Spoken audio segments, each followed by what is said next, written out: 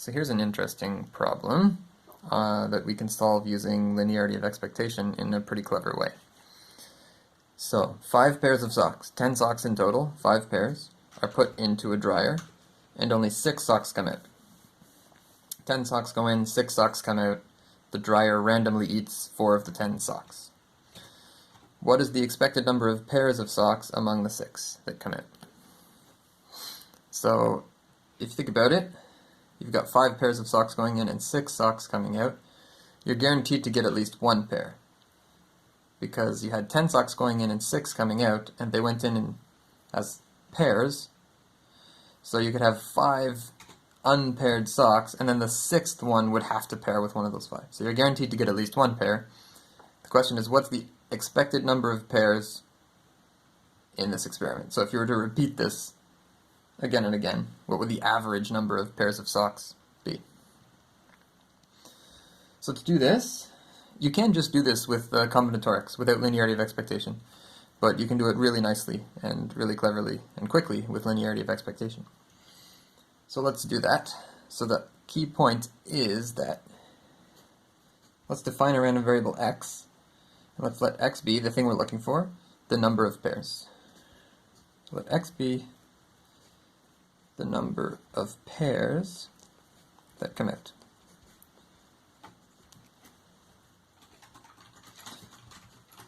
Then the key point is that we can write x as a sum of a bunch of other random variables. I'm going to call these IP1, IP2, and so on up to IP5. So what are these things? These are indicator random variables for each pair of socks. So each of the 5 pairs of socks that went in has an indicator random variable for whether it comes out. That is, whether both of the socks in that pair are among the 6 that came out. So these indicator random variables, they just take the values 0 or 1 depending on whether this event happened. So if pair 1 came out and pair 3 came out but the others didn't, then IP1 would take the value 1, IP3 would take the value 1, and the other indicators would take the value 0. Sum them all up, it would sum to 2. Yes, 2 pairs came out, pair 1 and pair 3. The rest didn't. So that's the idea. We can write the number of pairs that come out as a sum of these indicators. One indicator for each pair of socks, which indicates whether that pair, both of the socks in that pair, came out of the dryer. Alright. So this seems to be making things more complicated. It is. But the distribution of x is actually quite difficult to write down. It takes a lot of work to figure it out. But the distribution of each of these indicators is going to be a lot easier. So let's find these. Alright, and yeah, so I can put here where IPK, that's an indicator, so it indicates whether the kth pair came out. Alright, so let's find out let's determine the distribution of one of these indicators. So let's just do IP1, let's do that. So because it's an indicator random variable, it can only take the values 0 and 1. So let's find the probability that it takes each of those values. Alright. So here we go. 0 or 1. Well, 0 means that pair 1 didn't come out. 1 means that pair 1 did come out.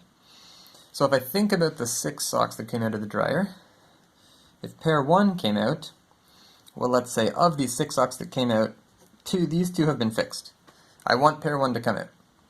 So if pair 1 comes out, I'm just going to put the 2 socks in pair 1, the left and the right sock in pair 1 in these 2 spots. And then I'm going to ask, well, anything else could happen here, and the event that I'm finding the probability of still occurred. These 2 socks coming out. These socks could be any of the other socks. And I'm going to count them, try and count them without regard to order. That's going to make it quicker. I don't want to care whether it's left sock, right.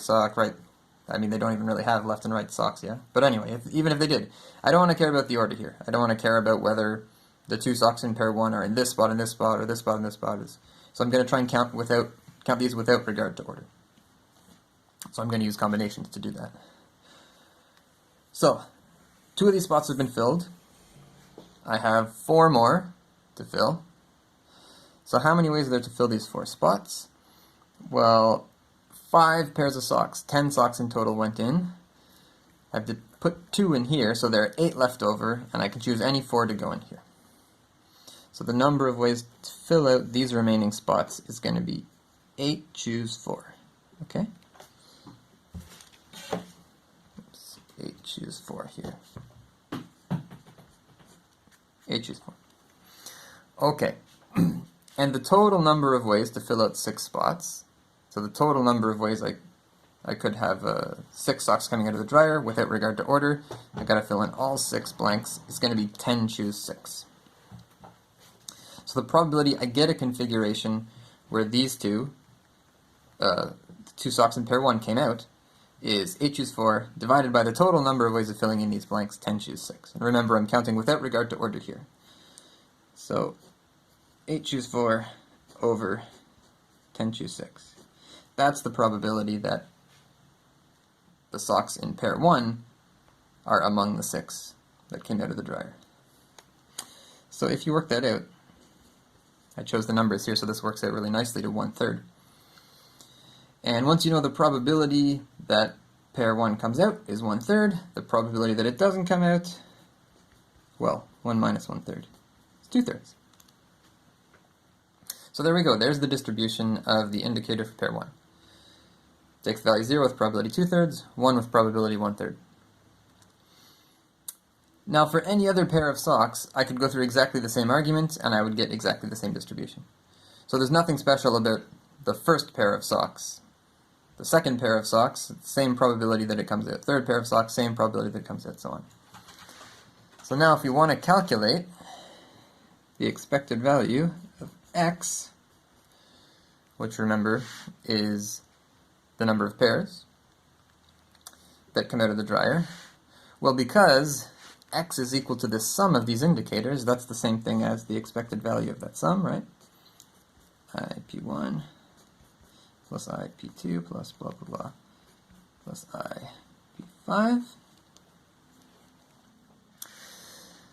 And now I can use linearity of expectation to break this up into the sum of the expected values of each of these random variables.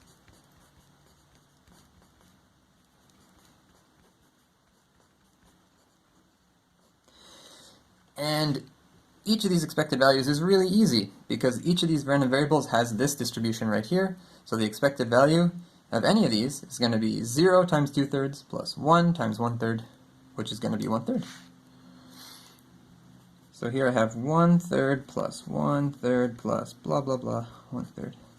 5 times, which gives me 5/3, which is about 1.67. So the average number of pairs, if you do this, or to do this experiment again and again and again, and your dryer every time randomly eats 4 of the 10 socks, then the average number of pairs that come out is 1.67. Now this is really, something really magical happens from here to here. Because if you think about the values of these indicators, they very much depend on each other. If you knew the values of some of these indicators, then that makes a big difference to the values of the others. If you knew pair 1, pair 2, and pair 3 came out, well then what about pair 5? It couldn't have come out, because you already filled out your 6 spots. You already have all the 6 socks. So knowing the values of some of these indicators would change the values of the others. They very much are not independent random variables. However, this property of linearity of expectation, it always holds. It doesn't matter whether these are independent or not. Which is kind of amazing. It almost seems like you're cheating here to break this up like this and treat each of these random variables totally on their own. When you're doing this calculation of the distribution and when you're summing these up, you don't have to worry about whether one of these influences the value of the others. Linearity of expectation is true for any sum of random variables.